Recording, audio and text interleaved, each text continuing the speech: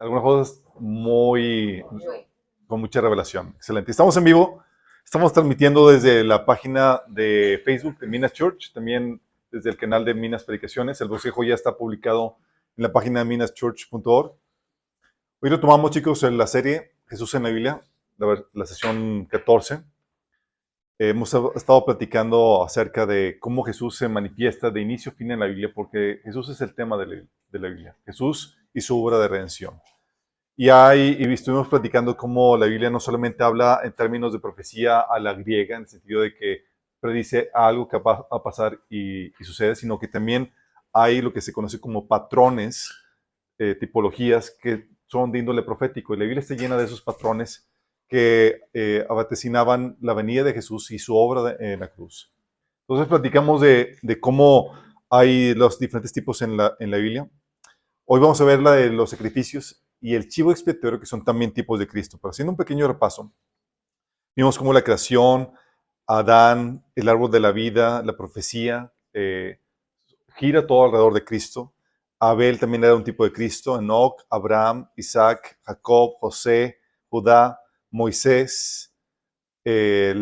Todos ellos eran tipos de Cristo por sus características. Y cuando ves y analizas sus características, te quedas con la boca abierta de ver, wow, cómo Dios diseñó no solamente los eventos de la vida de cada persona, sino la reacción de sus vidas para que encajara con el patrón de Cristo.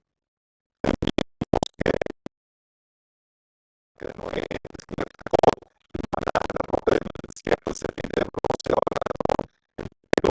el acomodo del campamento, Melquisedec, los elementos del templo. Eso fue lo que vimos la vez pasada, chicos. De hecho, vamos a partir de chicos. Vamos a hacer un pequeño recapitulación acerca de esto. La vez pasada platicamos acerca del templo, cómo los atrios, dentro del atrio está el altar donde se ofrecen a los animales en holocausto, está el lavatorio y luego el santuario, chicos, que está dividido en dos. El santuario que está dividido en el lugar santo, donde está la mesa con el vino, la lámpara, el altar de incienso, y detrás de una cortina estaba el arca, que simbolizaba la presencia de Dios, donde se le conoce también como el lugar santísimo, chicos. ¿Sí? Se lo traigo como un recordatorio porque vamos a partir de aquí. ¿Sí? Hubo cosas que no terminé de platicar la vez pasada.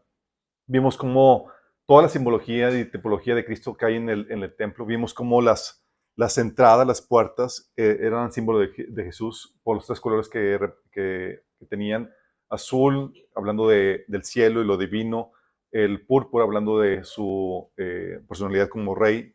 Y lo rojo, hablando de su humanidad como ser humano. ¿Sí? Hablando de la sangre del ser humano. Que son tipo de Cristo. Vimos como el altar donde se ofrecen los holocaustos también es el tipo de Cristo. Como el lavatorio también es donde la palabra del Señor nos limpia. ¿Sí? Y así vimos diferentes elementos. Pero quiero explicarles la simbología global de todo el santuario, chicos. Nada más para cerrar este capítulo. ¿Sí? Resulta que en el santuario, chicos, tenemos que... ¿No hemos orado, ¿verdad, todavía? No. Vamos a orar. No, Padre Celestial, damos gracias porque podemos reunirnos para aprender más de ti, tu palabra, Señor. Te pido que tú hables a través de mí, Señor, que fluya tu presencia, tu Espíritu Santo a través de la palabra que se está impartiendo el día de hoy, Señor. Que abras nuestros entendimientos y que podamos asimilar esa palabra y producir el fruto que tú deseas en nuestras vidas, Señor. Quita toda interferencia y toda obra del enemigo. Te lo pedimos en el nombre de Jesús. Amén. Ok, chicos. Dentro del atrio habría varios elementos y tienen una simbología, aparte de que apuntan a Cristo, tiene una simbología profética de lo que iba a suceder después. El templo, el altar, chicos, dice la Biblia que todo eso son sombras de lo que había de venir. Y cuando hablo de sombras, tiene un tono profético a lo que el Señor iba a hacer en un futuro. El templo en general, chicos, es una tipología de la iglesia. Los atrios son los eventos o alcances evangelísticos que hace la iglesia, chicos. ¿Por qué? La puerta, habíamos platicado que es donde se predicaba el mensaje de los profetas de Dios para arrepentimiento. Ahí es donde Dios le decía a Jeremías, parte de la puerta del templo y empieza a hablar mi palabra. El altar es donde estaba, que representa el sacrificio de Jesús, chicos, donde se presenta la obra de Jesús en la cruz. El lavatorio, habían platicado que es ese proceso donde invitas a la gente que ha aceptado el sacrificio, que ha hecho el sacrificio, ha abrazado el sacrificio de Jesús en el altar, a que empiece una vida de santificación, de limpieza en su vida, ¿sí? Para avanzar a lo que sería el santuario, chicos. ¿Sí? No puedes avanzar al santuario si no pasas por el altar, aceptando el sacrificio, y por aceptar el proceso de limpieza que el Señor hace en nuestras vidas, que es el proceso de discipulado a través de su palabra. Pero no solamente te encuentras el altar y el lavatorio en los atrios, también en los atrios, chicos, es donde estaban los músicos. David decidió añadirle un elemento por inspiración del Señor. Decidió añadirle música y se ponían en los atrios los cantores de la alabanza de Dios. La música, dice, esto viene en 1 Corintios capítulo 6 del 31 al 32 y otros pasajes. Por eso la Biblia menciona, chicos, en el Salmo 100, versículo 4, dice, entren por sus puertas con acción de gracias, vengan a sus atrios con himnos de alabanza. ¿Por qué, chicos? Porque es ahí donde estaba la alabanza. Sí, llegabas con la música y luego entrabas y te sumergías en la presencia de Dios que se derramaba gracias por la alabanza y la adoración. Acuérdense que la música puede traer la presencia de Dios y es lo que David utilizaba para despejar o quitar la perturbación que Saúl tenía por causa de la presencia demoníaca en su vida, chicos. Tiene efecto poderoso. La música y la adoración se convirtió en un elemento importantísimo para poner a la gente en la actitud correcta en su caminar o en su introducirse a la presencia de Dios, chicos. ¿Sí? Por eso se ponía ahí en los atrios. Y es también donde el elemento que se le permitía a la gente creyente y no creyente, judíos y no judíos, tener una probadita de la presencia de Dios. No sé si te ha pasado que cuando invitas a gente o has invitado a gente a la iglesia, si llegan a sentir la presencia de Dios y sienten bonito porque sienten la presencia de Dios que se derrama por la alabanza y la adoración. Eso mismo es lo que Dios estaba diseñando aquí mismo. Y eso se da en los atrios, chicos. Hay gente que ha venido a los pies de Cristo solamente por la alabanza y la adoración que los cautiva. Y era parte del que el Señor quería hacer. De hecho, la alabanza y la adoración cristiana, chicos, es lo que nos ha permitido llegar a alcanzar o trascender los límites de la iglesia, porque aún los incrédulos lo llegan a escuchar, chicos. Sí. No sé si te ha tocado compartir a la gente y dice, sí, yo escucho Marcos Witt y demás, y ni siquiera has convertido el tipo. Sí.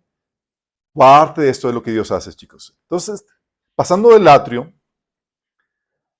llegas al santuario y entras al lugar santo, chicos.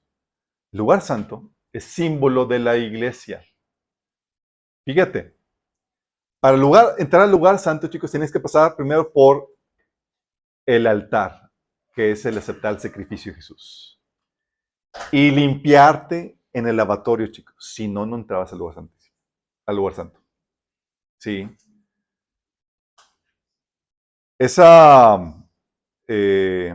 Por cierto, en el anterior, chicos. ¿Saben dónde, hablando de los eventos evangelísticos, qué es lo que simbolizaba los atrios, chicos? ¿Saben dónde predicaban los apóstoles el evangelio para alcanzar a la gente? En los atrios del templo, chicos. Sí, había una sección llamada Pórtico de Salomón dentro de ahí, que era donde predicaban el evangelio para traer gente a los pies de Cristo, chicos. Fíjate bien la simbología. Cómo lo que Dios había previsto en el Antiguo Testamento se estaba cumpliendo, estaba teniendo un cumplimiento en el Nuevo Testamento. De hecho, también por eso dice la Biblia que será un lugar llamado un lugar de oración a las naciones, porque era donde se le permitían a los no judíos entrar. Había una sección donde podían entrar en los atrios a los judíos para exponerse a la palabra de Dios y a la presencia de Dios, y es muy simbólico porque es ahí donde podía llegar una persona no creyente para exponerse a Dios, exponerse a la obra de Cristo, el sacrificio, a la presencia de Dios, a la alabanza, al mensaje de salvación, chicos. Sí. Y es ahí donde llegaba la gente que quería ponerse cuentas con el Señor, aceptar su sacrificio para ponerse cuentas con el Señor. ¿Sí? Era el lugar donde se ponía a cuentas la gente con el Señor. En los atrios, chicos. Muy simbólico de todos los eventos, chicos, que hace la iglesia. grupos, células y demás que tienen el tono de, son parte de la iglesia, pero no son la iglesia. Hay células, hay grupos de estudio bíblico que abres y demás, no son la iglesia, pero estás alcanzando la iglesia con la palabra de Dios, con la presencia de Dios, para que puedan conocer a Cristo y entregarse a Él. ¿Sí? Y es ahí donde estaban los atrios, donde los apóstoles predicaban el Evangelio. ¿Qué era eso, no? ¿Cómo estaba teniendo un cumplimiento profético? Entonces representa las redes que la iglesia aventaba para pescar a los hombres.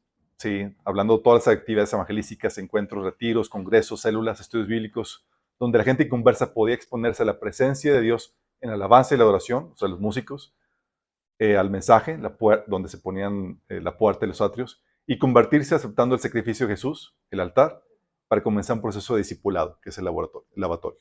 Todos afuera, chicos, en los atrios. Aceptabas el sacrificio, aceptabas el proceso de limpieza o santificación, que es el lavatorio, y entrabas en el lugar santo, chicos, es la iglesia. Esto revela. Dice, ¿no se dan cuenta de que todos ustedes son el templo de Dios? El santuario de Dios, chicos. Y es ese recinto que somos nosotros la iglesia, representa la iglesia. Dice, son el templo de Dios y que el Espíritu de Dios vive en ustedes. ¿Dónde estaba el Espíritu de Dios? En el lugar, dentro del recinto, chicos, dentro del santuario. Dice, Dios destruirá a cualquiera que destruya este templo, pues el templo de Dios es santo y ustedes son este templo. Qué grueso. Y dentro de este templo, chicos, estaba la mesa con los panes y se dice que también había la jarra con vino ahí, ¿sí? Que te habla ¿qué te recuerda eso? La Santa Cena, ¿sí? La Cena del Señor. La Biblia menciona que en la iglesia primitiva los creyentes compartían de la Cena del Señor y era una cena bien, donde compartían el pan y el vino juntos, recordando la obra del Señor. Esto te viene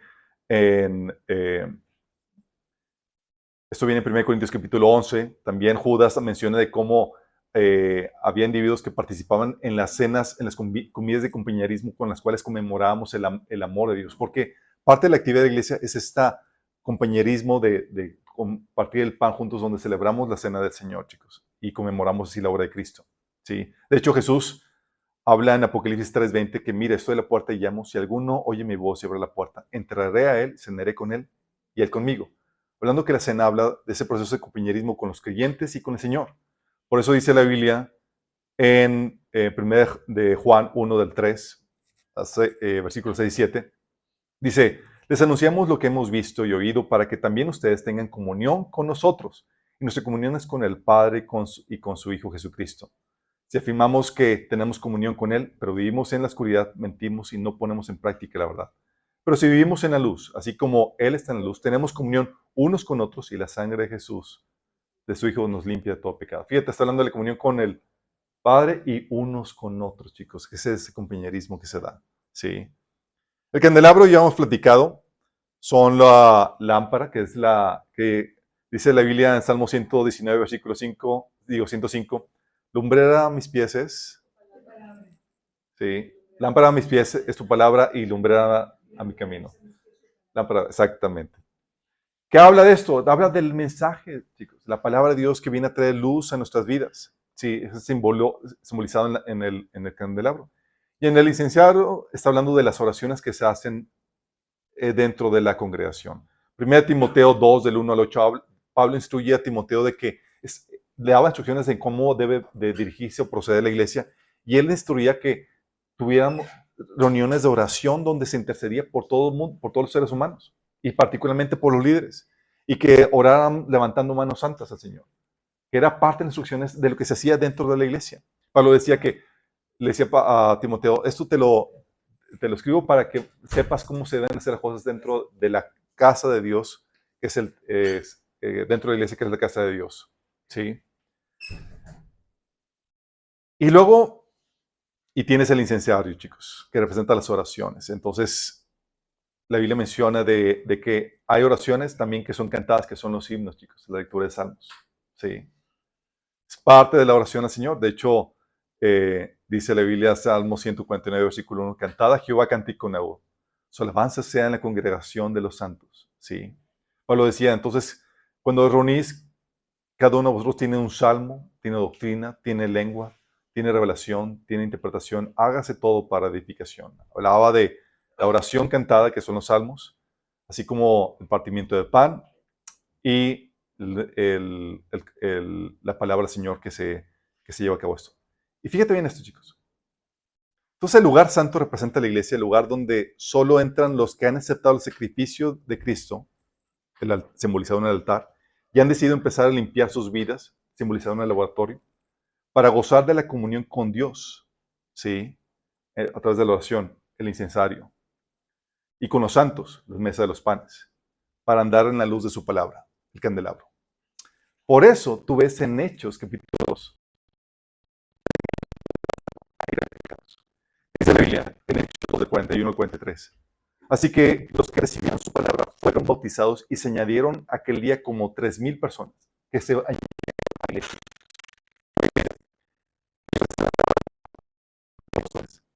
En la comunión,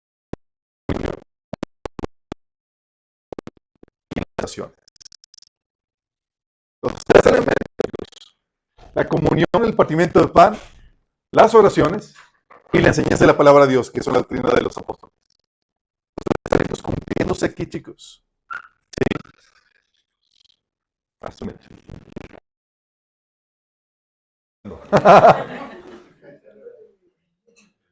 No perderse ningún detalle. Amén. Y fíjate, es el lugar santo, chicos. ¿Por qué? Porque es solamente a donde entran los que Dios ha perfeccionado, ha hecho justos y están siendo santificados, chicos, por Cristo. No entran los que no se han aceptado el sacrificio, los que no han dado su ofrenda en el altar que es Cristo y no se han lavado por medio de la palabra, chicos. Y esto tiene una simbología muy importante. Sí, la Biblia menciona diferentes partes diciendo que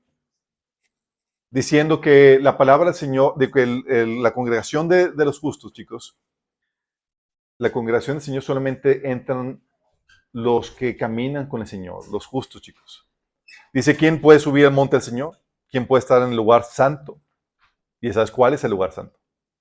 Dice, solo el que tiene manos limpias y corazón puro. El que no adora ídolos vanos ni jura por dioses falsos. Salmo 24, 3 al 5.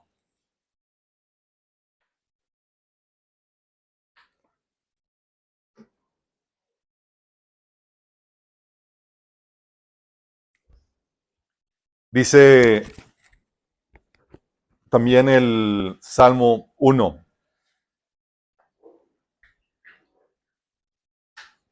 De lo que dice Salmo 101. Dice, ¿qué alegría para los que no siguen el consejo de malos, ni andan con pecadores, ni se juntan con burlones, sino que se deleitan en la ley del Señor, meditando en ella día y noche? Son como árboles plantados a las orillas de un río que siempre dan fruto a su tiempo.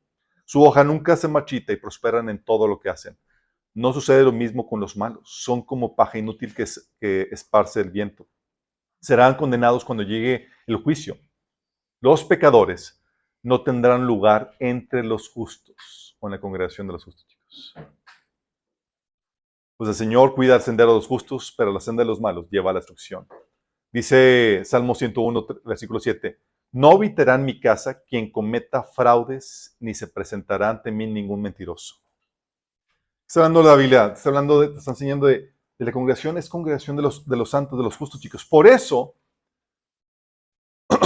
la membresía, mientras que cualquier gente puede asistir a la iglesia, chicos, para exponerse a la palabra del Señor, a la presencia de Dios, la membresía de la iglesia es solo para gente convertida.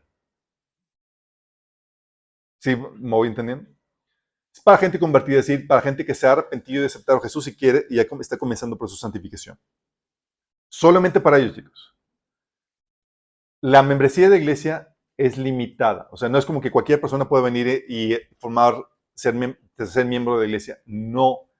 Tiene que tener una actitud correcta de querer dejar el pecado. No significa que estamos perfectos, sino queremos dejar el pecado en nuestras vidas para someternos a Dios. ¿Sí? Estamos en ese proceso. Por eso, cuando nos exhortamos unos a otros, facilita el trabajo porque pues, ambos queremos perfeccionarnos y santificarnos en el camino del Señor. ¿Sí? Y si no se da ese proceso de santificación, chicos, si la gente quiere estancarse en pecados graves, porque hay pecados que dentro de la congregación no se toleran, chicos, se lleva a expulsión. Fíjate lo que dice 1 Corintios 5, del 1 al 7. Dice, me cuesta creer que lo que me informan acerca de la inmoralidad sexual que hay entre ustedes, algo que ni siquiera los paganos hacen. Me dicen que un hombre de su iglesia vive en pecado con su madrastra y ustedes están muy orgullosos de sí mismos. En cambio, deberían estar llorando de dolor y vergüenza y echar a ese hombre de la congregación. Uno diría, pues su vida privada, pues él que haga lo que quiera. No, no, no, no, no. ¿Por qué? Porque la congregación es santa. ¿Sí? Dice, aunque no estoy con ustedes en persona, sí lo estoy en el Espíritu y como si estuviera ahí, ya emití juicio sobre este hombre. En el nombre del Señor Jesús, en el nombre del Señor Jesús. Y ustedes deben convocar una reunión de la iglesia. Yo estaré presente en espíritu, al igual que el poder de nuestro Señor Jesús. Entonces deben expulsar a ese hombre y entregárselo a Satanás para que su naturaleza pecaminosa sea destruida y él mismo sea salvo el día que el Señor vuelva. Es terrible que se jacten de dicho asunto. ¿No se dan cuenta de que ese pecado es como un poco de levadura que impregna toda la masa? Desháganse de la vieja levadura quitando a ese perverso de entre ustedes. Fíjate lo que está hablando, chicos. ¿Por qué? Porque la congregación es lugar santo. Todo tiene que ver con tu actitud. Esta persona estaba entregada a un pecado y un pecado grave. 1 Corintios 6, de 9 al 11 habla acerca de los pecados que no se toleran entre los cristianos. Pablo dice, no agarréis ningún fornicario, adúltero, borracho, maldiciente, etc. Va a heredar el reino de los cielos. Cosas que se supone que ya dejamos. ¿Sí? Y si caemos, nos levantamos y nos restauramos. ¿Sí? Por eso dice Hebreos 12, del 14 al 17, esfuércense a vivir en paz con todos y procuren llevar una vida santa, porque los que no son santos no verán al Señor. Hablando de que estamos, por eso se llama la congregación de los santos, ¿sí? Porque el Señor nos ha hecho santos y hemos decidido empezar a caminar camino de santidad, chicos. ¿Vamos bien, chicos? Entonces, miembros de la iglesia solamente pueden formar parte aquellos que han aceptado a Jesús y han empezado a caminar ese camino de santificación. ¿Vamos bien, chicos? Para eso es la comunión. No hay el deseo de santificarte, quieres entregarte de lleno a un pecado, se te expulsa. ¿Vamos? Y cuando hablamos de entregarse de lleno a un pecado, hablando de los pecados que no se toleran en la iglesia. Porque la Biblia menciona que hay pecados que no se toleran ni entre los incrédulos, otros que no se toleran ni en la iglesia y otros que sí se toleran en la iglesia. ¿Sale? De eso hablamos de otro lugar. Entonces, esos tres elementos, ves cómo en la iglesia primitiva se cumplieron cuando menciona que la iglesia primitiva perseveraba en el compañerismo de repartición de pan, en las oraciones y en la doctrina de los apóstoles. Los tres elementos del lugar santo, chicos, ahí reflejados, ¿sí? Cumpliendo ahí proféticamente la simbología que arrojaba el lugar santo del Antiguo Testamento. Pero luego llega al lugar santísimo y tienes que representa a Dios morando con su iglesia. ¿Sí? Ahí estaba el arca. El arca del pacto representa la presencia de Dios, chicos. ¿Sí? Ese lugar estaba tras una, ¿cómo se llama? Tras un velo. ¿Sí? Había un velo que cubría eso. Dentro del arca del pacto estaba la ley, el maná y la vara de Aarón. ¿Sí? La simbología es la presencia de Dios, como habíamos comentado. De hecho, Éxodo 25, 22 menciona al Señor que ahí donde está el arca del pacto, ahí me presentaré contigo y te hablaré desde encima de la tapa de expiación entre los querubines de oro que están suspendidos sobre el arca del pacto. Desde ahí te daré mis mandatos para el pueblo de Israel. Ese lugar, chicos, representa a la presencia de Dios a la cual tú acudes, a la presencia de Dios que está en el cielo, a la cual tú acudes en oración, a la cual tú ya tienes acceso en oración.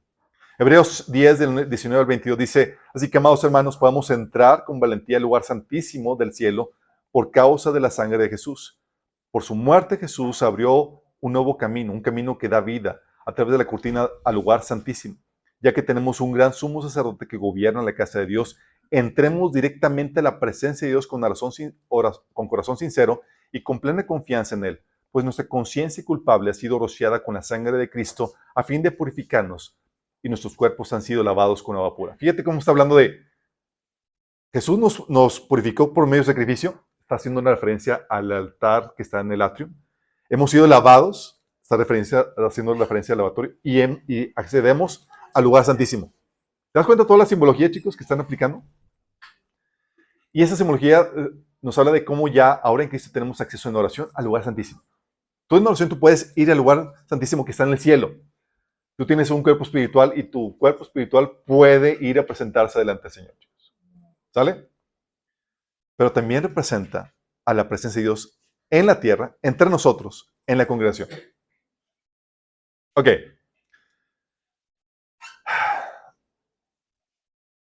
Dice, ¿se acuerdan que les había platicado que el arca estaba detrás de un velo? Y si tú te atrevías a entrar ahí, del velo, ¿sí? Morías. Solamente puedes entrar una vez al año y por medio de un sacrificio. Dice el Señor, le dijo a Moisés, advierte a tu hermano Aarón que no entren cuando quieran al lugar santísimo que está detrás de la cortina interior. Si lo hace, morirá. Así como que, bueno, oye, quiero tener un tiempo con Dios. Órale, que hayas muerto. Sí. En ese sentido, chicos, ya bien, cuando veamos el templo, no sé si cuando vimos de serie, fueron 3 sesiones, hablamos de que el templo está diseñado para resguardar la temible, pero formidable presencia de Dios. Temible porque si tú no estás alineado, caes como muerto. Y formidable y deseable porque trae bendición a nuestras vidas. ¿Sí? Y en ese sentido, Dios para protegerse tenía que retirarse de la presencia de los pecadores para que no mueran.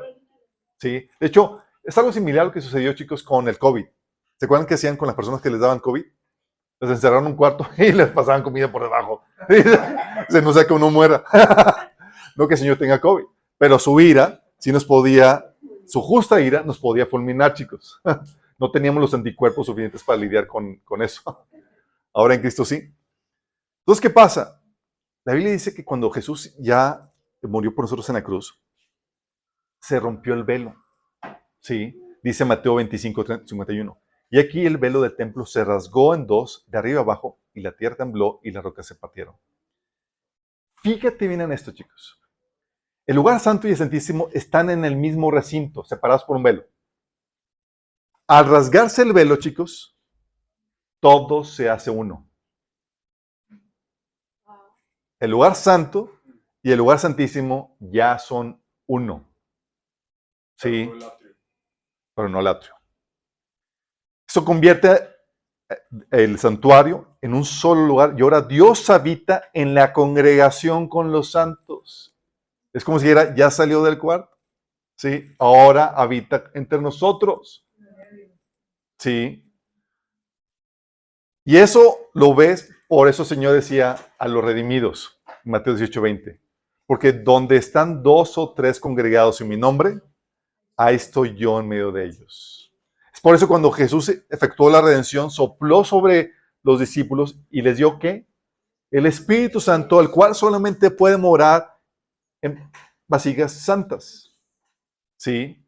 Por eso Pablo decía en 1 Corintios 3:16, no saben que ustedes son el templo de Dios y que el Espíritu de Dios habita en ustedes, hasta hablando en plural, porque la congregación la congregación, o sea, todos los miembros, como congregación somos el templo de Dios y Dios habita ¿dónde? No dice al ladito o apartado de, no, entre nosotros, chicos, en nosotros. Porque ya se rasgó el velo. El lugar santo y el lugar santísimo ya son uno. ¿Vamos captando? Sí. Y eso tiene una presencia espiritual, un cumplimiento espiritual ahorita. Dios mismo está aquí entre nosotros y tienes que reconocerlo para que te puedas comportar en acorde a ello. Pero también tiene un cumplimiento físico cuando estamos con el Señor, ¿sí? Y pleno cuando ya estemos en la nueva tierra, chicos. Ahí dice Apocalipsis 2:3. Oí una potente voz que provenía del trono y decía, aquí entre los seres humanos está el santuario de Dios. Él habitará en medio de ellos y ellos serán su pueblo. Dios mismo estará con ellos y será su Dios. Fíjate. Dios va a habitar ¿dónde? Entre los... Se quitó el velo y Dios quiere habitar con nosotros. Quiere venir a nuestras reuniones. Va a estar habitando con su pueblo, chicos. ¿Sí? Por eso, es aquí donde se quita por completo. ¿Sí? Para toda la humanidad. Para los redimidos, para la iglesia, cuando estamos con la presencia del Señor, cuando suceda el rapto, lo veremos cara a cara. Pero aquí va a ser para toda la humanidad. Por eso decía Pablo en 1 Corintios 13, 12. Ahora vemos de manera indirecta y velada como en un espejo. Fíjate que dice, ahora vemos de manera indirecta y velada. ¿Sí? ¿Por qué? Porque cuando vas al presencia de Dios no lo ves cara a cara, utilizas la imaginación con las descripciones que vienen en la Biblia para poder entrar a la misma presencia. No es directa ni velada. Digo, no es directa ni clara, sino indirecta y velada, haciendo referencia al velo. Dice, como en un espejo, pero entonces veremos cara a cara. Cuando dice que como un espejo, chicos, tienen que entender que los espejos de antes eran terribles, chicos. O sea, no veías así como que, wow, que con toda claridad además. No, no. No, estaban pañosos porque todavía no habían descubierto cómo hacerlo tan claro como ahorita, chicos. Entonces era como cuando te ves, eran bien chavos, chicos. Pocas palabras, más o menos te veías. Pero pues era lo que había, ¿sale? Dicen que nada más era un pedazo de metal y así como en el metal te veías, era como lo que te reflejaba. Sí, y ya. Sí, y el metal que se oxidaba además y se opacaba, entonces era mal. Bueno, aquí está hablando de que cuando ya se cumpla todo el plan de redención, vamos a ver cara a cara, chicos. ¿Sí? Dios habitando entre nosotros y nosotros viéndole cara a cara. ¿Sí? Todo ese el simbolismo, chicos, del templo. El templo era una sombra del que iba a ser con la obra del Señor en la iglesia. ¿Vas captando cómo está la situación? Por eso dices, oye, ¿qué relevancia hay que Jesús haya roto la cortina? Mucha. Si entiendes lo que simboliza, tú sabes y comprendes el significado que tiene eso para nosotros, desde ahorita y su cumplimiento profético cuando estamos en la presencia de Dios. ¿Vamos bien, chicos? Sorry, todo esto tenía que decirlo la vez pasada, pero el tiempo no me llevó. Dentro del arca había... Sí, chicos, dentro del arca. Dentro del arca, chicos, había 3 elementos. La ley, el maná y la vara. Dices, de todos los elementos que Dios pudo haber escogido para poner ahí, ¿por qué estos 3? Pues tendrá algún significado, alguna importancia, alguna relevancia para nosotros. Sí, todo está diseñado, chicos. Dios no hace nada sin diseño, sin propósito. Sí. ¿Qué simboliza? Fíjate en esto. El arca de su presencia, chicos, y Dios teniendo comunión ya con el velo rasgado, con Dios directamente. Estamos hablando de la restauración del hombre al diseño original, donde gozaba esa interacción directa con Dios. ¿Sí? Habla de la provisión de Dios para el hombre, el maná, ¿sí? El permiso, hablando de la provisión de Dios para el hombre, se refiere al maná, se refiere a la creación de Dios, chicos, que nos fue provista ¿a quién? A nosotros. ¿Sí? Nos dio la tierra y nos dijo, cultívenla. De ahí van a tener su maná. La provisión de Dios. En la vara ves el permiso de Dios para dominarla. Y en la ley, para dominarla de acuerdo a su norma moral. ¿Sí? Dios está dando al ser humano al diseño original. La ley, porque Dios es el proveedor de la ley, chicos, el dador de la norma moral. De él fluye todo nuestro estándar moral. El hombre redimido recibe su norma y estándar moral de Dios, no del mismo. Cuando el hombre comió del pan, del fruto del conocimiento del bien y del mal, se desligó de eso. Y el hombre en sí mismo se convirtió en su propia norma y estándar moral, chicos. Por eso, a lo largo de la Biblia, tú ves que que cuando la Biblia habla de que nos estamos descarriando, se refiere a que tú decidiste seguir tus propios caminos, lo que tú crees que es correcto. Oye, pues para mí esto es bien. No, no, no. Tu estándar está equivocado. Tienes que volver al estándar de Dios, al estándar moral. Jueces 1, 17, 6 dice, en aquellos días no había rey en Israel, cada uno hacía lo que bien le parecía. Y si tú lees el libro de Jueces, era caos. Casi, casi Sodoma y Gomorra. De hecho, un evento así, tipo Sodoma y Gomorra. De hecho, dice Isaías 53, 6, todos nosotros nos hemos extraviado como ovejas, hemos dejado los caminos de Dios para seguir los nuestros. Tu propio estándar, chicos. Cuando habla de la restauración del hombre, donde se rompe el velo y entras en comunión con Dios, es que tú has decidido someterte al estándar de Dios y de Él fluye toda ley y toda norma a la cual tú te sometes. Habla de una rendición total a Dios. ¿Vamos bien? Cuando habla del maná, el maná habla del sustento, donde de Dios fluye todo recurso. Y el recurso que Dios nos ha dado es toda la creación, chicos. Sí. Y está hablando de cómo, un reconocimiento de que toda provisión viene de Dios. De hecho, es lo que predicaba Pablo en Hechos 14, 16, que dice que en el pasado Dios permitió que la gente anduviera por sus propios caminos, aunque no dejó de manifestar su poder al enviarnos toda clase de bienes, pues del cielo nos viene la lluvia que hace fructífera la tierra para nuestro sustento y alegría. Hablando de Dios proveyendo, sustentando al ser humano por medio de su creación, chicos. ¿Vamos bien? ¿Y la vara? ¿Qué significa, simboliza la vara? La autoridad, chicos. De él fluye toda autoridad. De hecho, dice Romanos 13:1 que toda autoridad viene de parte de Dios. Él es el que tiene el monopolio de la ley, los recursos y la autoridad. ¿Vamos bien, chicos? Y está hablando del ser humano redimido otra vez al diseño original, donde tenía acceso directo a los recursos de Dios, la creación de Dios, ¿sí? A la autoridad de Dios para dominar la creación de acuerdo al estándar o a la norma moral de Dios. La restauración completa, chicos. Y todo lo que sucede y todo lo que hacemos aquí en la tierra, chicos, depende de estos tres elementos. Todo. De hecho, la autoridad, la Biblia me enseña que se manifiesta como tu libertad, o permisos, o derechos, o una bendición, un regalo, o una orden. Y de aquí parte todo, chicos, porque tus derechos es lo que dispones para negociar y salir adelante en la vida. Tu vida, que es tu tiempo. Tu propiedad, tu habilidad, tu conocimiento, tu libertad, esas cosas que Dios te ha dado, es con lo que negocias para salir adelante en la vida. Todos tenemos eso y de ahí partimos para negociar. ¿Sí? Oye, voy a trabajar, voy a negociar, voy a someterme voluntariamente dando mi tiempo y mis conocimientos, mis habilidades para recibir algo a cambio. Todo lo que haces parte de esto. ¿Vamos bien, chicos? Ok. Con esto tienes una idea de todo lo que simboliza el templo.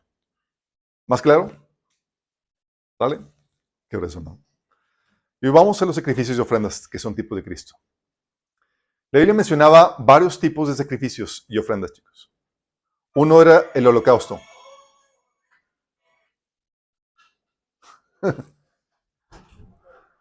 Holocausto, chicos, que representa a Cristo mismo. Dice Levítico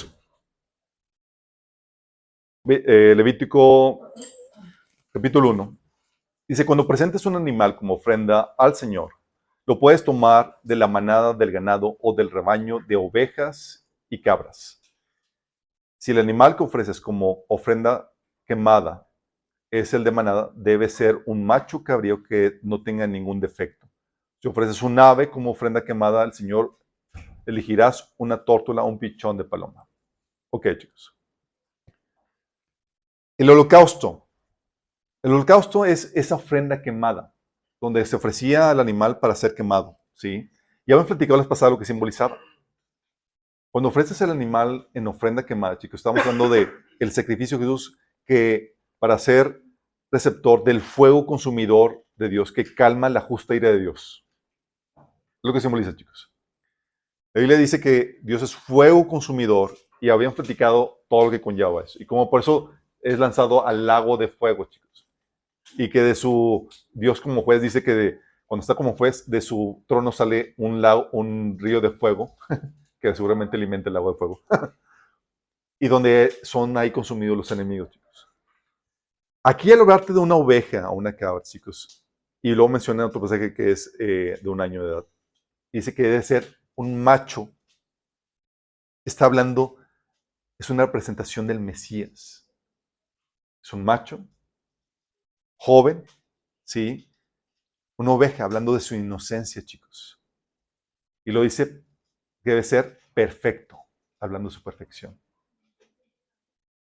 Aquí el holocausto, chicos, es un tipo de Cristo, quien recibe o es consumido por la ira de Dios, a favor nuestro, para que no seamos nosotros los consumidos por el fuego de Dios. ¿Sí? Fue el receptor del fuego consumidor que calma la justa ira de Dios. Eso es lo que significa el holocausto, chicos. Pero, como el sacrificio de Jesús conlleva varios aspectos, Dios en su soberanía decidió hacer varios sacrificios que ejemplificaran o que enseñaran las diferentes cosas que conllevan la obra de Jesús en la cruz. Como que dijo, un solo sacrificio no va a expresar todo lo que conlleva.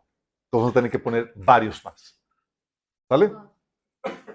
Para que entiendan todo lo que conlleva la obra de Jesús. Hay otra ofrenda que la Biblia menciona, que es una ofrenda de granos. Sí.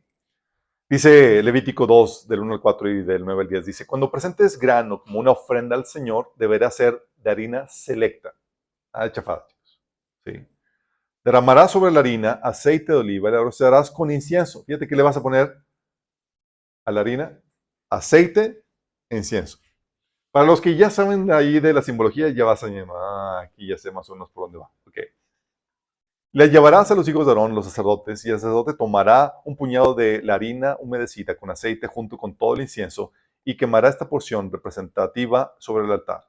Es una ofrenda especial, un aroma agradable al Señor. Luego el resto de la ofrenda del grano será entregado a Aarón y a sus hijos. Esta ofrenda será considerada una porción sumamente santa entre las ofrendas especiales presentadas al Señor. Si la ofrenda es de grano, cocido al horno, debe ser de harina selecta, pero sin levadura. Otro elemento, aceite, incienso y sin levadura. Se puede presentar en la forma de panes planos mezclados con aceite de oliva o de obleas untadas con aceite de oliva. El sacerdote tomará una porción representativa del grano, de la ofrenda de grano, y la quemará sobre el altar. Es una ofrenda especial. Una ofrenda especial. ¿Dónde me quedé? Es una ofrenda, es una ofrenda especial, un aroma agradable al Señor. Y él mismo y el resto de la ofrenda de grano se entregará a Aarón y a sus hijos como alimento. Esta ofrenda será considerada una porción sumamente santa entre las ofrendas especiales presentadas al Señor. Su simbolismo, chicos. Fíjate bien en esto. La primera ofrenda que se pone en Levíticos es el holocausto. ¿Qué significa? El sacrificio de Jesús. ¿Un poco no? Esta ofrenda simboliza, chicos, las obras que hacemos en Cristo. La ofrenda de grano, chicos, son las obras que hacemos en Cristo. 1 Corintios 3, del 10 al 15 dice, por la gracia de Dios que Dios me dio, yo eché los cimientos como un experto en construcción. Ahora otros edifican encima, pero cualquiera que edifique sobre este fundamento tiene que tener mucho cuidado. Tienes que edificar sobre qué? Fundamento, que es Cristo. Sobre su obra en la cruz, chicos. Sobre su redención. Pues nadie puede poner un fundamento distinto del que ya tenemos, que es Jesús. Que es Jesucristo. El que edifique sobre este fundamento podrá usar una variedad de materiales. Oro, plata, joya, madera, heno, pajas. Pero al día del juicio, el fuego revelará la clase de obra que cada constructor ha hecho. ¿Qué dice? El fuego lo va a revelar, chicos. ¿Sí? El fuego mostrará si la obra de alguien tiene algún valor. Si alguien permanece, ese constructor recibirá una recompensa. Pero si la obra se consume, el constructor sufrirá una gran pérdida. El constructor se salvará, pero como a quien apenas escapa atravesando un muro de llamas. Ok, está hablando de que el fuego lo va a probar las obras que construimos en Cristo. Ok, chicos. quiero que pongas atención. Cuando hablamos de que Cristo es el fundamento, estamos hablando de tu vida edificada en Cristo, en el Evangelio. La Biblia menciona en la parábola del sembrador que la semilla, que es el Evangelio, se expande y en diferentes lugares. Pero solo uno produce una cosecha de fruto, de grano, chicos, la que cae en buena tierra. Pero fíjate, está hablando de fruto, chicos. Sí, ofrenda de granos. ¿Qué es lo que Dios espera? Hay gente que no produce esta ofrenda de granos. Y esta ofrenda de granos te habla de que, uno, lleva aceite. Las obras en Cristo, chicos, requieren forzosamente la ayuda del Espíritu Santo. Dice que separado de mí no puede ser. Y no que no puede hacer nada, sino que sale pura carnalidad, chicos. ¿Sí? Pero para hacer obras para Dios requieres forzosamente ¿qué? El Espíritu Santo, forzosamente. Para que fluyan los frutos del Espíritu. ¿Sí? Requiere también incienso. ¿Qué es oración, chicos? La obra de Dios requiere oración. ¿Sí? Si no, no se produce fruto. Producir fruto para el Señor requiere oración. Fruto de carácter, fruto de buenas obras. De carácter, porque el Señor te dice, ora para que no caigas en tentación. Y la de buenas obras, porque toda obra que haces para el Señor es en oposición al enemigo. Y el enemigo no está como que, sí, ven, toma todo lo que quieras. Es una guerra y se lleva a cabo en oración. Requiere oración. Lo es sin levadura. Hecha sin pecado, chicos. Está hablando fíjate la simbología de todo esto. Es primero el holocausto, que es Cristo, el fundamento. Y luego las obras que se hacen sobre este fundamento. Sí, la ofrenda de granos. ¿Vamos captando, chicos? El fruto. Sacrificio de paz. Llega al sacrificio de paz. Levítico 3 del 1 al 2 dice, si presentas un animal de la manada como una ofrenda de paz al Señor, podrá ser un macho o una hembra, pero no debe tener ningún defecto. Pon tu mano sobre la cabeza del animal y mátelo a la entrada del tabernáculo. Luego los dos hijos de Aarón, los sacerdotes, salpicarán la sangre por todos lados del altar. Fíjate, aquí ya no es, aquí dice que puede ser macho o hembra. Aquí ya no significa Cristo, su persona. Aquí viene a simbolizar, chicos, la obra que hace Cristo en su sacrificio. Representa, chicos, aquí, obviamente, como se imaginarán, la paz que Cristo vino a traer a la humanidad, tanto hombres como mujeres. Por eso puede ser el sacrificio macho o hembra, chicos. ¿Sí? Dice Juan 14:7, la paz les dejo, mi paz les doy. Ya no se las doy a ustedes como las da el mundo. No se angustien ni se acobarden. Y esta paz se refiere, chicos, a que ya no hay guerra, ya no hay conflicto entre tú y Dios. Dios ha hecho las paces, dice Lucas 2:14. Gloria a Dios en las alturas, paz en la tierra a todos los que gozan de su favor. Fíjate que Dios mandó su embajada y ¿sabes qué? Les ofrecemos paz. La cual era imposible porque Dios tenía que eliminar al pecador. Pero en Cristo fue eliminado el pecador y ahora para los que aceptan el sacrificio hay paz. Porque Dios nos ha reconciliado en Cristo. Hechos 10:36 dice que Dios envió un mensaje a los hijos de Israel y en él les anunciaba las buenas noticias de la paz por medio de Jesucristo, que es el Señor de todos.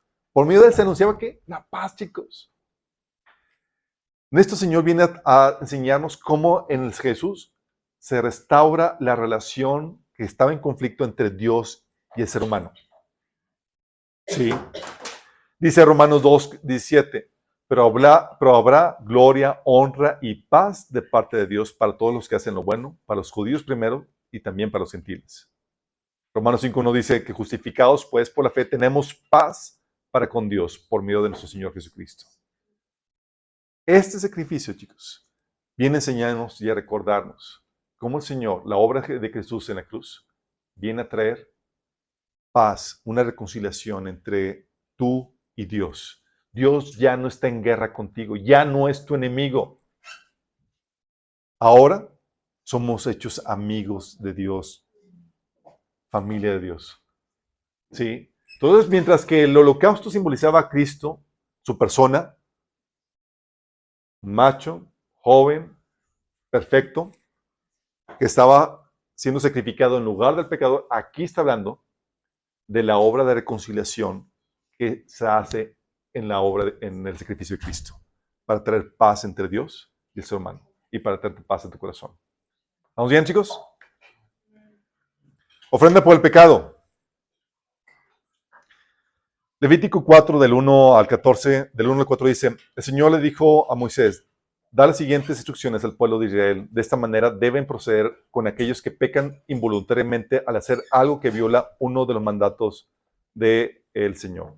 Si el sumo sacerdote peca y así mancha la culpa a toda la comunidad, debe presentar como ofrenda por el pecado que cometió. Debe ofrecer al Señor un becerro sin defecto. O sea, un torito, chicos. ¿Sale? Torito, sí. Debe llevar al becerro al Señor a la entrada del tabernáculo, colocar su mano sobre la cabeza del becerro y matarlo delante del Señor. Si toda la comunidad de Israel peca al violar uno de los mandatos del Señor, pero no se da cuenta de ello, aún así es culpable. En cuanto a ellos se den cuenta de su pecado, debe llevar un becerro como una ofrenda por su pecado y presentarlo ante el tabernáculo. Si uno de los líderes de Israel peca o viola uno de los mandatos del Señor, pero no se da cuenta de ello, aún así es culpable. Cuando se dé cuenta de su pecado, debe llevar como una ofrenda un chivo sin defecto. Si alguien de la gente común peca o viola a uno de los mandatos del Señor, pero no se da cuenta de ello, aún así es culpable. Y cuando se dé cuenta de ello, de su pecado, deberá llevar como ofrenda de su pecado una cabra sin defecto. Fíjate que está hablando de un chivo, una cabra. Aquí ya no puedes ofrecer una ovejita. ¿Sí? Que te habla de un animal. Aquí puros cuernudos. ¿Sale? Y dependiendo del pecado, una cabrita, un chivito o un torito. ¿Vamos? Su simbolismo. Ya no es un cordero, chicos, o una paloma, lo que se ofrece. Y ya no habla de la inocencia del Mesías ni de la persona del Mesías, sino de la obra del Mesías que viene a quitar el pecado, chicos. Aquí está hablando del símbolo del pecado en que se convirtió Jesús. Dice la Biblia que al que no conoció pecado, por nosotros lo hizo pecado, para que nosotros fuésemos hechos justicia de Dios en él. 2 Corintios capítulo 5. Al que no conoció pecado, Jesús fue hecho pecado, chicos. ¿Sí? Por eso, en el asta de Moisés, el asta de bronce, estaba que una serpiente, chicos. Que es la símbolo de la obra de Jesús, porque Jesús fue hecho pecado. Serpiente, símbolo de pecado, chicos. ¿Estamos captando? Sí. Entonces, al que no conoció pecado, por nosotros, Dios lo hizo pecado. Lo hizo pecado para castigar el pecado, chicos. ¿Sí? Y ahora está hablando en Cristo el pecado fue eliminado, fue consumido, fue castigado. Dice 1 Pedro 4:1, por lo tanto, ya que Cristo sufrió dolor en su cuerpo, ustedes prepárense adoptando la misma actitud que tuvo Él y están listos para sufrir también.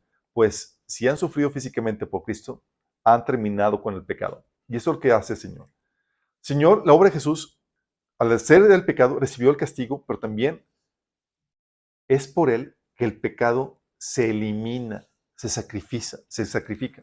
Es quitado, chicos. De nuestras vidas y de la creación, chicos. Podamos ser libres del pecado en nuestras vidas y la Biblia menciona que Dios va a quitar, extirpar todo pecado de la creación entera para devolverle la perfección inicial, chicos. Este sacrificio representa la destrucción del pecado en Cristo, chicos. Sí, como el Señor ahí condenó al pecado en Cristo y cómo en Cristo se elimina el pecado. ¿Vamos bien, chicos? Es por esta obra de Jesús en la cruz que ahorita que estamos en Cristo, el Señor nos ha dado, mientras que no se completa nuestra redención, nos ha dado dominio sobre el pecado. Pero cuando Jesús venga, nos va a ser libres de la presencia del pecado. Y cuando la creación sea restaurada por completo, también va a quitar la presencia del pecado en la creación, chicos. Todo va a traer la perfección perfecta, perfección perfecta, claro. ¿Por qué, chicos? Este sacrificio nos recuerda esto que el Señor vino a hacer. ¿Vamos? La otra. Ay, aquí es El sacrificio de culpa.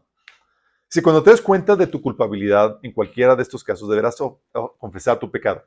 Entonces, debes llevarle al Señor como castigo por tu pecado una hembra del rebaño, ya sea una oveja o una cabra. Esta es una ofrenda por el pecado, con la cual el sacerdote te purifica de tu pecado y te hará justo ante el Señor. Sin embargo, si no te alcanza para comprar una oveja, puedes llevarle al Señor 2 tórtolas o pichones de paloma como castigo por tu pecado. Ok, chicos. ¿Qué diferencia es pecado y culpa? Uno de pecado es cuando haces algo que está en violación de esto, y culpa es algo que haces sin estar consciente de que está mal, sin tener la actitud de desobedecer, pero como quiera, eres culpable. ¿Sí? Como la maldición. Como la maldición, como eso, cuando Pablo, el salmista decía, líbrame, Señor, de mis pecados que son ocultos, de esos pecados. Esas cosas que, por ejemplo, cuando la gente dice, pero yo soy buena persona, está hablando de eso. Es culpable y él no se da cuenta. ¿Sale? Hay muchas cosas que hacemos que están mal, que no nos damos cuenta. No nos quita la culpa, ¿sí? Aunque la carga de pecado en nuestra conciencia, sí, no sea tan grave, porque no estamos haciéndolo con una mala intención. Romanos 3:19 dice, obviamente la ley aplica a quienes fue entregada, porque su propósito es evitar que la gente tenga excusas y demostrar que todo el mundo es culpable ante Dios. Y es aquí donde, por eso menciona aquí, si lees el pasaje por completo, en Levítico 5, te das cuenta que eventualmente Dios te va a revelar, por medio de su ley, lo que está mal, y lo que no sabías que estaba mal, va a venir el peso de culpa. Chin, no sabía, y lo hice. Pero lo hice con una buena conciencia, sí, pero está mal. Ejemplos tenemos muchos, chicos. David, por ejemplo, él tenía una muy buena intención cuando cargó el arca del pacto. Pero lo hizo bien mal la primera vez. Porque la ordenanza era que lo hiciera con los levitas cargándolo. Y él, una carreta nueva, todo bien chido, bien lujoso, pero, ¡oh! El fuego de Dios sobre su vida. Y luego hizo un censo. Sí. Dijo, pues, ¿qué malo tiene hacer un censo y demás? Sí, pues se olvidó la palabra de Dios y fue culpable y vino a traer destrucción. Bueno, son ejemplos de eso, chicos. Cosas que no haces que están mal. Sí.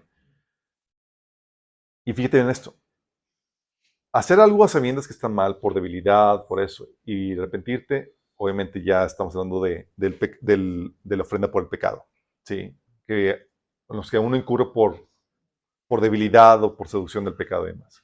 Aquí es una culpa que haces sin saber. Y fíjate lo que se sacrifica. ¿Se sacrifica qué?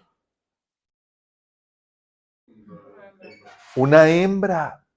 ¿Sí? ¿Por qué?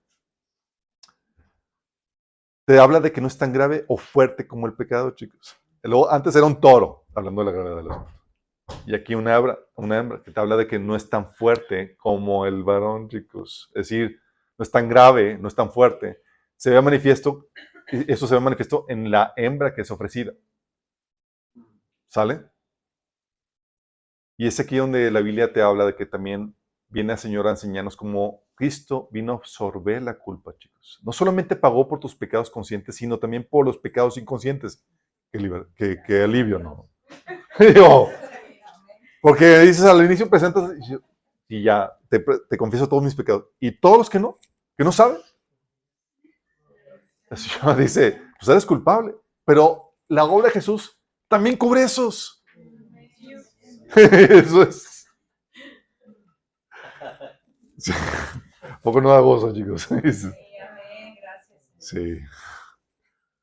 En Cristo Dios no solo te libra de las consecuencias del pecado, sino también de la culpa del pecado, chicos. Dice Romanos 4:8, dichoso aquel a quien el Señor no culpa de pecado. Dice Romanos 5:16, pues el pecado de Adán llevó a la condenación, pero el regalo de Dios nos lleva a ser hechos justos a los ojos de Dios, a pesar de que somos culpables de muchos pecados. Sí. 1 Colosenses 1:22 dice, ahora Él los reconcilió consigo mediante la muerte de Cristo en su cuerpo físico. Como resultado, los ha trasladado su propia presencia y ahora ustedes son santos, libres de culpa y pueden presentarse delante de Él sin ninguna falta. ¿Cómo es posible esto? Porque la obra de Jesús no solamente cubre las cosas malas que tú sabes que has hecho, cubre todo lo que no sabes que está mal que has hecho. Sí, por eso podemos presentarnos delante del Señor, como dice, sin ninguna falta.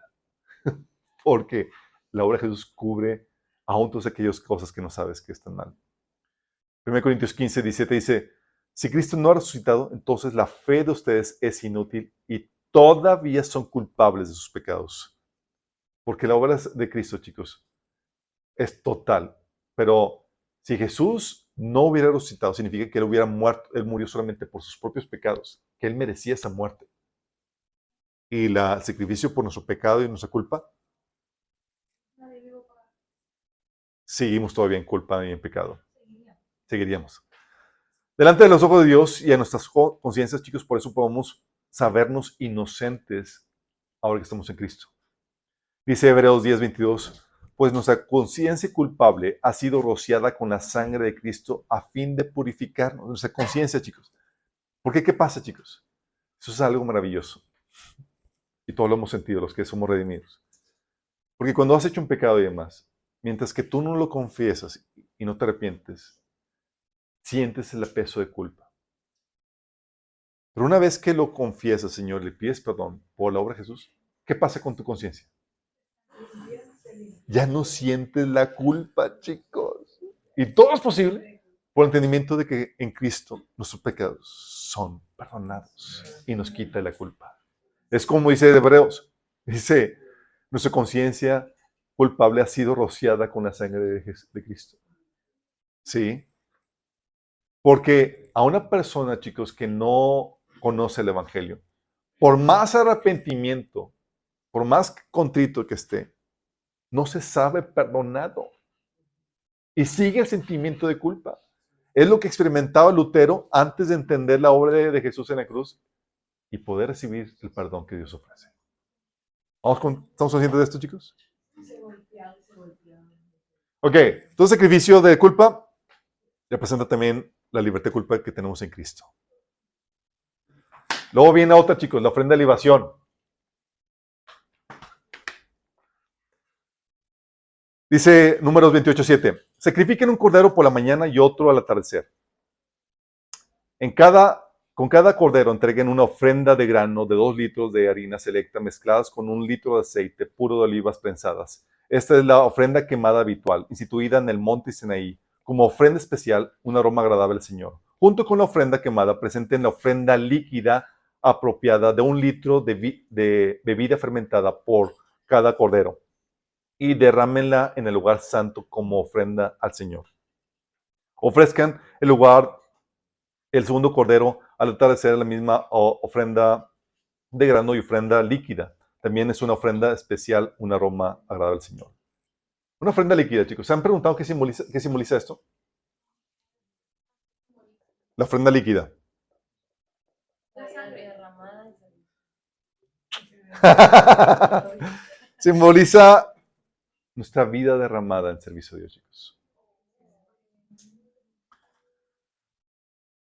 Simboliza una vida derramada en el servicio a Dios para hacer las obras que Él preparó de antemano para nosotros. Ofrenda de granos que se presenta juntamente con ella.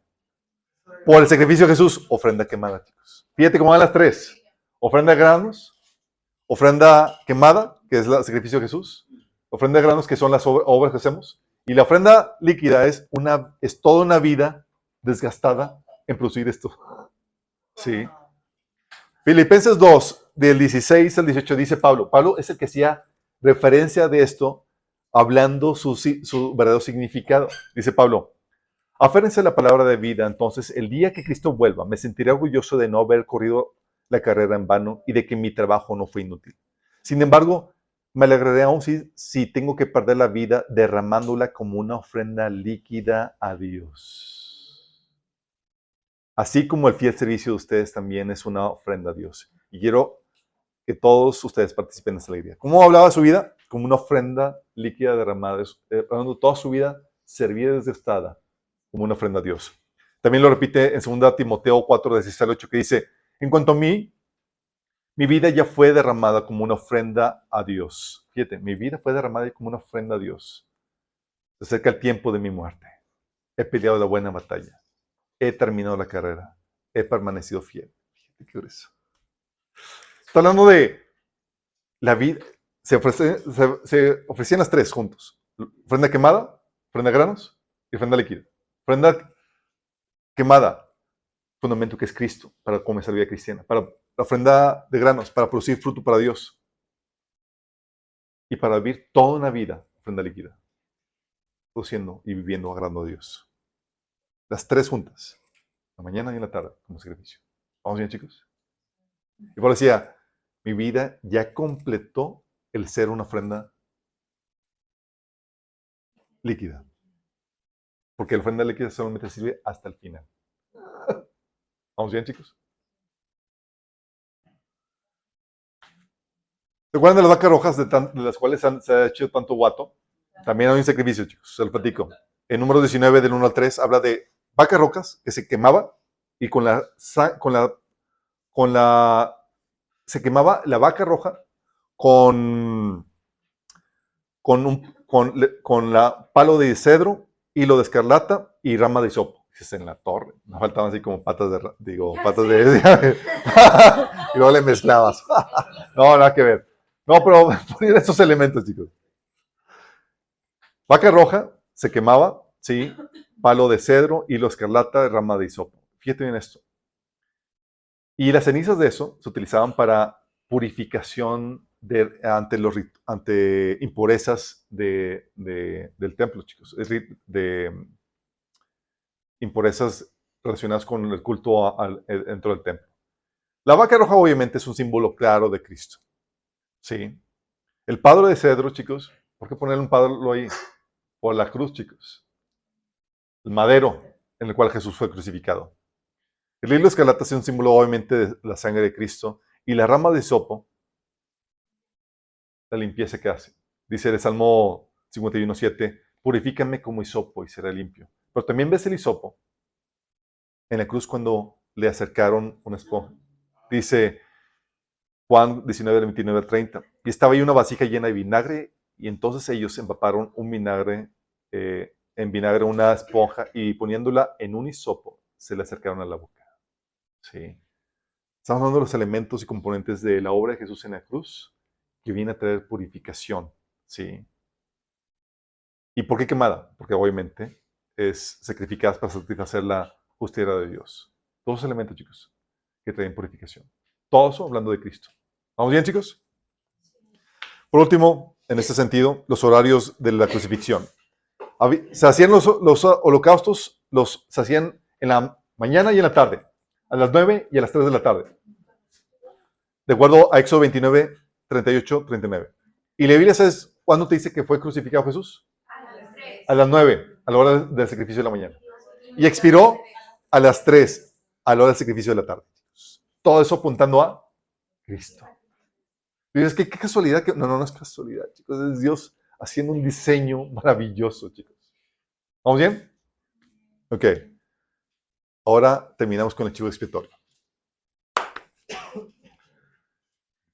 Chivo expiatorio, para mi sorpresa, algunos de ustedes no sabían que viene en la Biblia.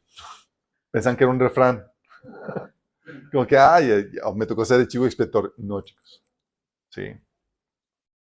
Chivo expiatorio, Levítico 16, 16 a 10. Dice, Aarón presentará a su propio becerro como ofrenda por el pecado para purificarse a sí mismo y a su familia, y así serán justos ante el Señor. Está hablando del ritual que se hace en el día de la expiación. Tiene que presentar un becerro, ¿sale? Por su pecado. Lo dice, luego deberá tomar 2 chivos y los presentará ante el Señor a la entrada del tabernáculo. Después hará un sorteo sagrado para determinar qué chivo será apartado como ofrenda para el Señor y cuál llevará los pecados del pueblo al desierto de Azazel. Después Aarón presentará como ofrenda por el pecado el chivo escogido por sorteo para el Señor. El otro chivo, el chivo expiatorio, escogido por sorteo para ser enviado al desierto, lo mantendrán con vida delante del Señor. Cuando sea enviado a Azazel en el desierto, el pueblo será purificado y así serán justos ante el Señor. En la torre, chicos. A ver, ¿qué es eso de Azazel? ¿Quién es Azazel? ¿Es el viejito que mora en el desierto? ¿Qué onda con Azazel? ¿Alguien sabe? Es un chamuco. Barrabás. Que yo supe que era Jesús y Barrabás y la gente decía el otro y el otro. No, chicos, es un chamuco, como bien dice Jerry. Azazel, chicos, se considera el nombre de un demonio en los rollos de Mar Muerto y otros libros judíos antiguos. Era el nombre de un demonio, chicos, Azazel. Pero se le llamaba al desierto de Azazel. Se le entregaba a Azazel en el desierto. Sí. En los libros rollos de Mar Muerto y en otros libros judíos, Azazel, chicos, era el nombre de un demonio. De hecho, en uno de los rollos, Azazel es el líder de los ángeles que pecaron en Génesis capítulo 6. Chan, chan, chan, chan. De hecho, la misma descripción aparece en el libro de Enoch. O sea, era uno de los vigilantes. Uno de los Watchers, sí. Ok, chicos. Entonces ya establecimos la identidad. Azazel es un demonio. ¿Sale? Primo de Lucifer. Me agrada, sí. ¿Qué tiene que ver esto, chicos? ¿Cuál es el simbolismo con Cristo? Ok, chicos. Un chivo era para Dios. ¿Sale? Un chivo para ser quemado en el altar como ofrenda por el pecado para el Señor. Eso ya, por toda la repetición de la simbología, sabemos a qué se refiere.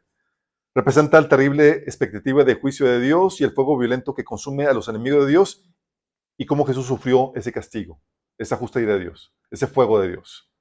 En la cruz, Cristo estaba recibiendo la justa ira de Dios por los pecados que la humanidad merecía. Ese es el chivo expiatorio, el chivo que es quemado en el altar, que representa la ira de Dios.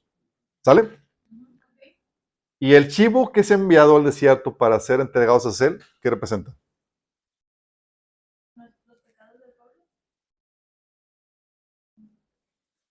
Chan, chan, chan, chan, chan. El chivo entregado a Azazel representa a Jesús entregado a Satanás. Ok, vamos por partes, chicos.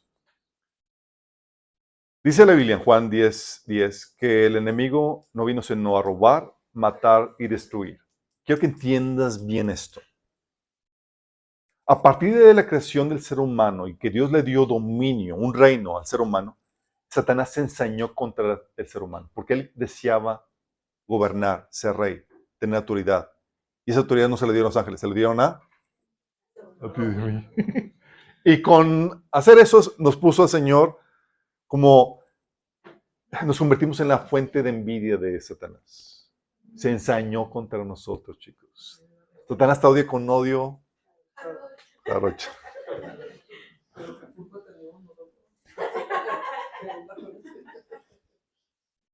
Y Satanás quiso tu destrucción. Satanás no es ningún amigo del hombre. Desde el inicio ha buscado colocar a su hermano en una posición de desobediencia para causar su destrucción.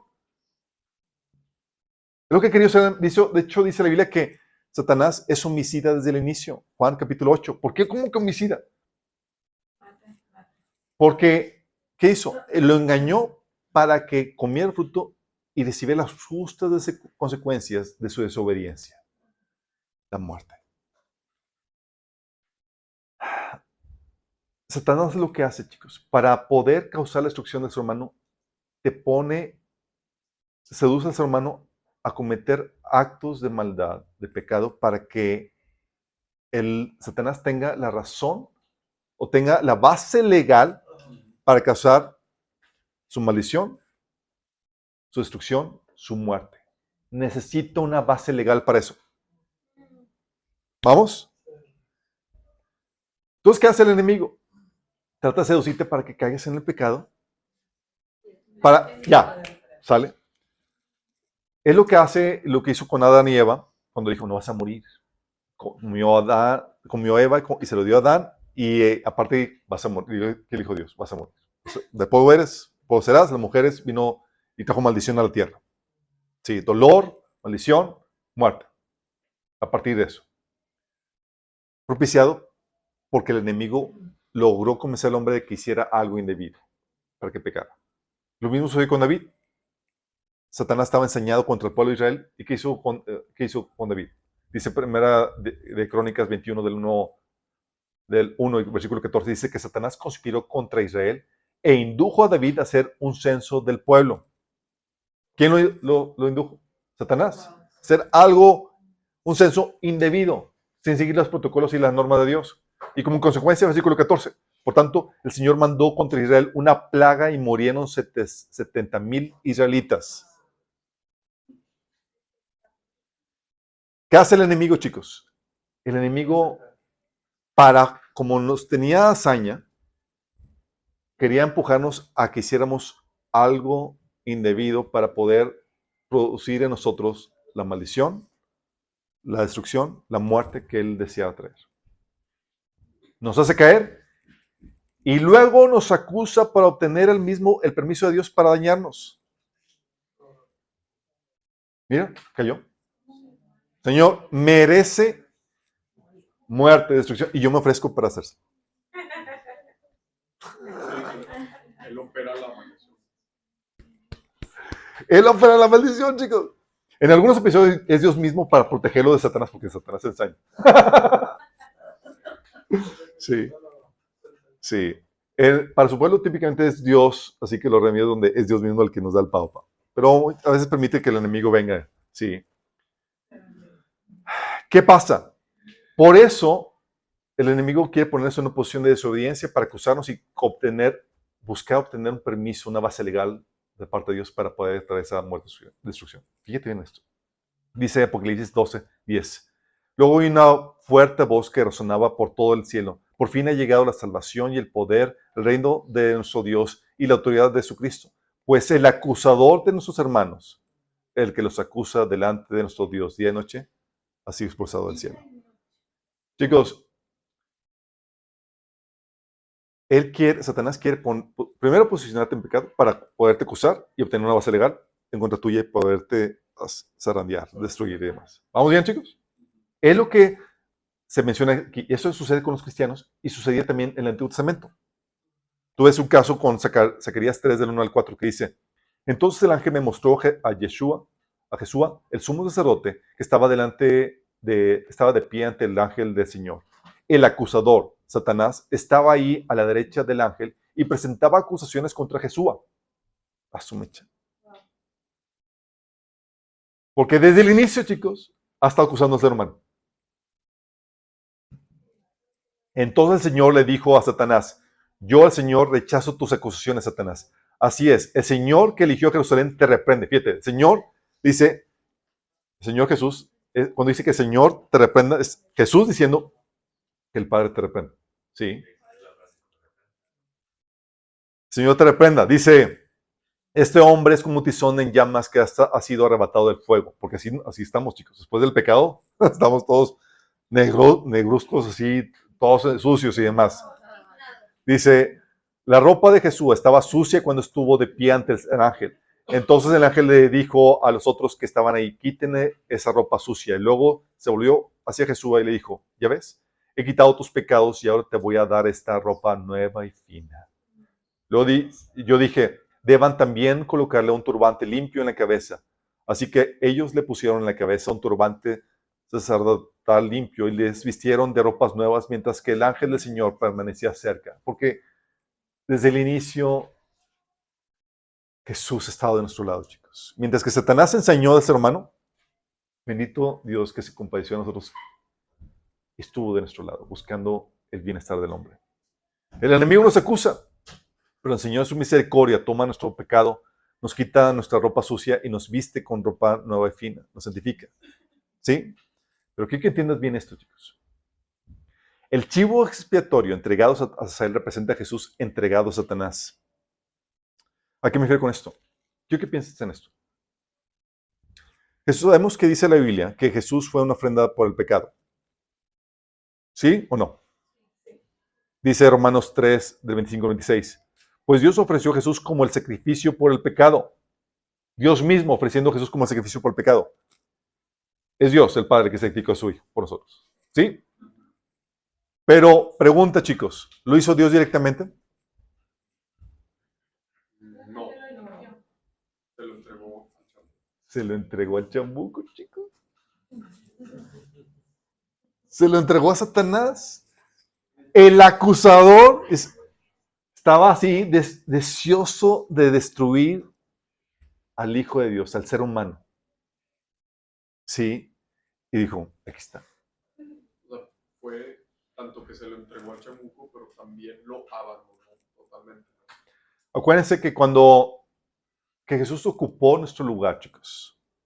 Lo que merece el pecador, que es maldición, dolor, muerte y abandono de parte de Dios, es lo que merece un pecador. Sí. Cuando habla de Jesús, ¿por qué me has abandonado? Estás viendo a Jesús tomando la posición de un pecador, siendo abandonado por Dios por sus pecados. Porque esa es la consecuencia del pecado, el abandono de Dios. ¿Vamos? Entonces Jesús tenía que vivir todas las consecuencias de un pecador, del pecado de la humanidad. ¿Vamos bien, chicos? Pero fíjate en esto. Dios no lo hizo directamente. Fue Dios el que lo entregó a Satanás para que él hiciera todo, chicos. Satanás estaba ávido de destruir al Hijo del Hombre. ¿Sí? Terminando de orar en el Getsemaní, fue cuando Jesús aceptó la voluntad del Padre y tomar la copa de sufrimiento, fue cuando fue entregado al enemigo para que ellos mismos infligieran daño en Jesús, chicos. ¿Te acuerdas que estaban hablando, Señor, si es posible, líbrame de la copa? Ya cuando, ok, hágase tu voluntad. Aceptó la copa y el Señor, a partir de ahí, lo entregó al enemigo, chicos. Por eso Jesús decía en Lucas 22:53. Luego dijo a los jefes de los sacerdotes, a los capitanes del templo y a los líderes religiosos que habían venido a prenderlo. ¿Acaso soy un bandido para que vengan con espadas y palos? Todos los días estaba con ustedes en el templo y no se atrevieron a ponerme las manos encima. Pero ya ha llegado la hora de ustedes cuando reinan las tinieblas. Aquí Satanás ya le habían dado autoridad para reinar, para ejercer dominio sobre Jesús. Ya había sido entregado. ¿Sí? El Padre ya lo había abandonado a Satanás. ¿Sí? Porque ¿qué es lo que merece cuando, quiero que entiendas? Satanás nos hace caer para luego ir con el Padre. Ve lo que hizo, merece muerte. Yo se lo voy a dar, porque Satanás está enseñado contra el ser humano. Y él quiere ser el ejecutor de eso. Y lo mismo pasó aquí. ¿Sí? O sea, es que ahora Satanás dice, ¿sabes qué? Yo voy a ejecutar su muerte, su gestión que merece. Por eso Jesús decía en Salmo 22, del 11 al 12, no te alejes de mí porque la angustia está cerca y no hay nadie que me ayude. Muchos toros me rodean, fuertes toros de Bazán me cercan. Esos toros, chicos, son los demonios que Jesús estaba viendo cuando estaba siendo crucificado. Estaba viendo el mundo espiritual, chicos. Sí. Y si dices, está muy dispartado esto. No, la Biblia dice que fueron los gobernantes espirituales de este mundo quienes mataron a Jesús. 1 Corintios 2, del 7 al 8 dice, más bien exponemos el misterio de la sabiduría de Dios, una sabiduría que ha estado escondida y que Dios ha destinado para nuestra gloria desde la eternidad. Ninguno de los gobernantes de este mundo la entendió, porque de haberla entendido, no habrían crucificado al Señor de la gloria. Para que entiendas mejor esto, cuando hablando de que fue entregado a Satanás, ¿quién de aquí vio la película de Narnia? ¿Se acuerdan cuando quién demandó a la muerte del león?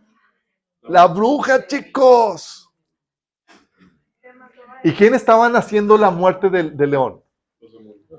La bruja y con sus secuaces.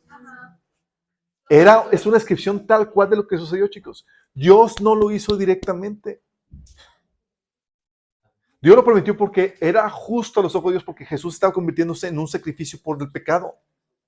Pero era Satanás enseñado de que aquí va a sufrir las consecuencias del pecado. Sí. Tal cual, chicos. ¿Vamos bien?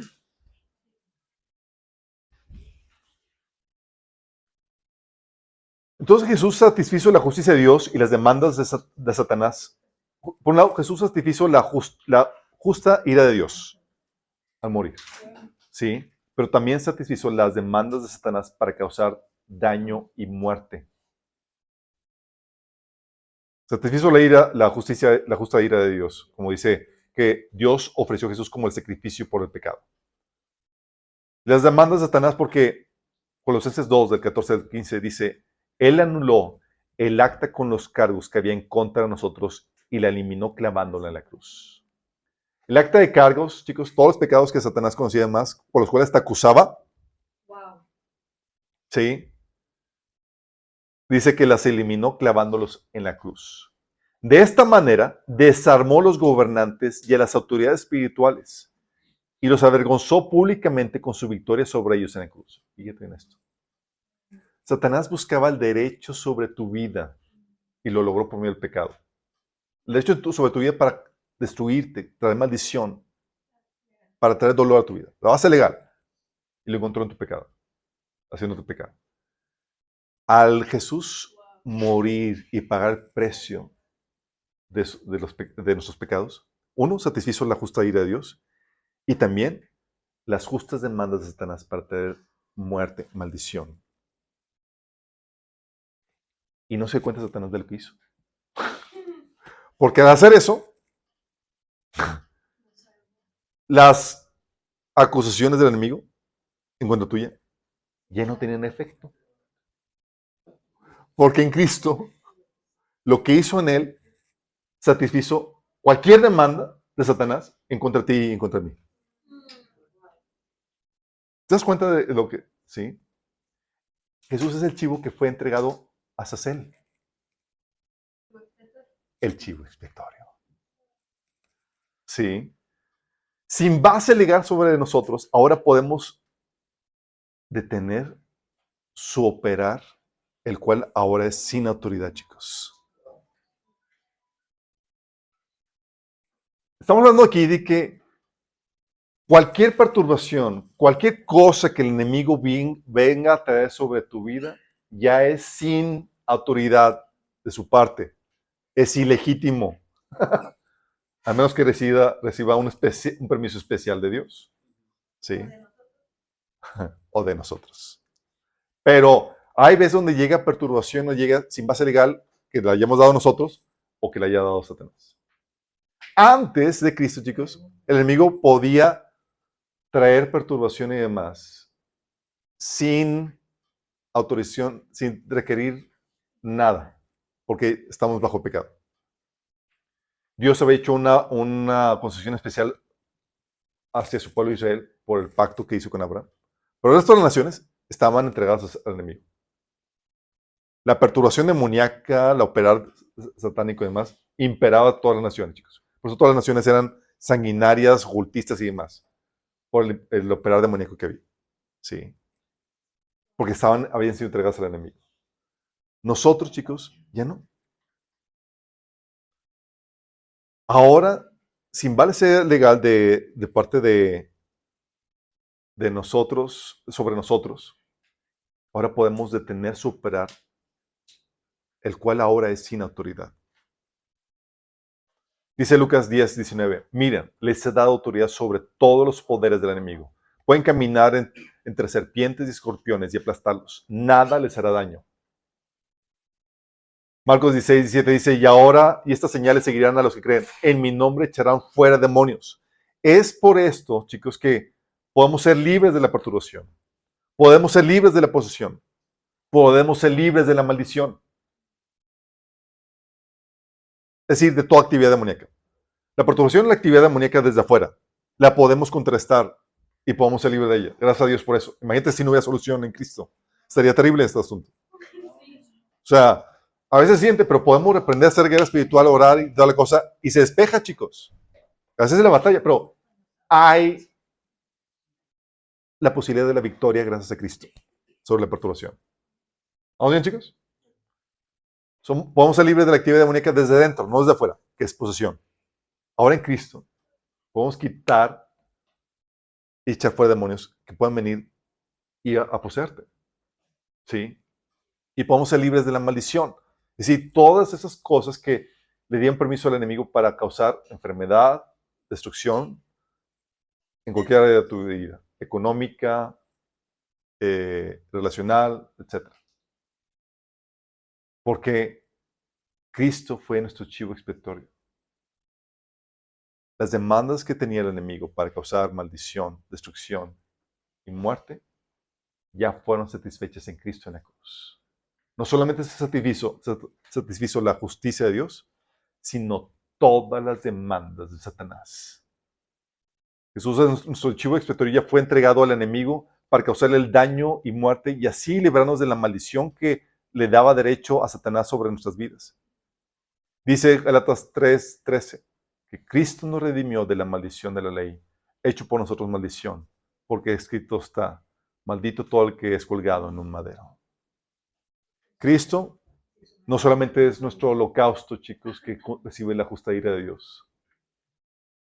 Cristo, nuestro chivo expiatorio, a quien Satanás abrumó y se enseñó contra él con perturbación, con destrucción, con maldición, para que tú y yo podamos ser libres de ello.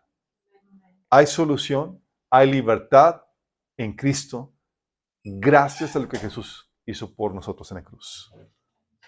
Un chivo para Dios, satisfacer su ira. Otro para Azazel, para satisfacer las acusaciones que el enemigo tiene contra nuestra. ¿Te das cuenta todo lo que conlleva la obra de Cristo, chicos? Por eso te preguntaba, oye, ¿por qué Satanás hizo eso y no directamente Dios? Porque era Satanás el que estaba enseñando contra el ser humano. Y quería permiso de Dios para él mismo traer la destrucción al ser humano. Y la obtuvo en Cristo. Seguramente, chicos, realmente obtener el permiso de parte de Dios, Satanás pensó que el Hijo del Hombre, que el Mesías, había pecado o había hecho. ¿Sí? O simplemente no halló pie con bola. Pero el chiste aquí es que al atacar a Jesús y demás, él no se da cuenta que al Jesús recibir todos los ataques de Satanás, todas las maldiciones, todos los el sufrimiento y demás, estaba quitándolo de nosotros. Entonces, cuando el enemigo quiere venir a destruirte, además ya se convierte en un usurpador donde no tiene autoridad. Podemos ser libres, chicos, de toda actividad demoníaca de nuestras vidas. Gracias a Dios, gracias a Cristo. Pero obviamente para esto, y con eso termino, tienes que aceptar a Jesús como tu Señor y Salvador. Todo esto, chicos, solamente es posible si Cristo es tu Señor y Salvador. Si has aceptado la obra de Jesús en la cruz, si has entrado al santuario por medio del sacrificio en el altar, para comenzar una vida de santificación en el lavatorio. Si quieres aceptar a Jesús como tu Señor y Salvador, quiero guiarte en esta oración. Dice la Biblia que si tú te arrepientes de tus pecados, es decir, si estás dispuesto a dejar de seguir tus propios caminos para seguir los de Dios, y crees que Jesús es Dios mismo que se encarnó y que murió por ti en la cruz para el perdón de tus pecados, y que resucitó al tercer día, tú puedes recibir el perdón de pecados, la vida eterna y la libertad sobre el enemigo. Si quieres hacer esta oración, si quieres recibir esto, quiero invitarte a hacer esta oración. Cierra ahí tus ojos y dile: Señor Jesús, le doy, me arrepiento de todos mis pecados, de seguir mis propios caminos y no los tuyos. Te pido que me perdones, que me salves, que me des la vida eterna, Jesús. Yo creo que tú eres Dios que murió por mí en la cruz y que resucitó para el perdón de mis pecados. Gracias, Jesús, por salvarme. Amén. Si hiciste esta oración y fue genuina, felicidades, tu nombre está escrito en el libro de la vida. Pero tienes que congregarte. Tienes que pasar de los atrios al lugar santo. Empezar a convivir, a congregarte con la iglesia. A exponerte la palabra de Dios y ser discipulado. Para que aprendas cómo comunicarte con Dios. Todos los demás, chicos, ¿no estás alegre de que el Señor ha hecho una obra perfecta y total, no solamente satisfaciendo las demandas de Dios, sino incluso las acusaciones del enemigo. Vamos a orar. Amado Padre, te damos gracias porque podemos, Señor, descansar en tu obra perfecta y total que hiciste por nosotros en la cruz. Ahora comprendemos, Señor, todo lo que hiciste a favor nuestro. No solamente satisfaciendo la justicia de Dios, sino también las acusaciones del enemigo, Señor. En ti tenemos un perfecto Salvador, Señor. Gracias porque has quitado toda base legal. Y ahora toda acusación que hace el enemigo, Señor, es contrarrestada por tu obra en la cruz. Ahora te tenemos a ti como nuestro defensor en contra de Satanás. Ahora cualquier acusación, Señor, en ti es quitada. Y podemos ser libres, Señor, de toda actividad demoníaca en nuestras vidas. Gracias, Señor Jesús. Te alabamos y te bendecimos. Amén.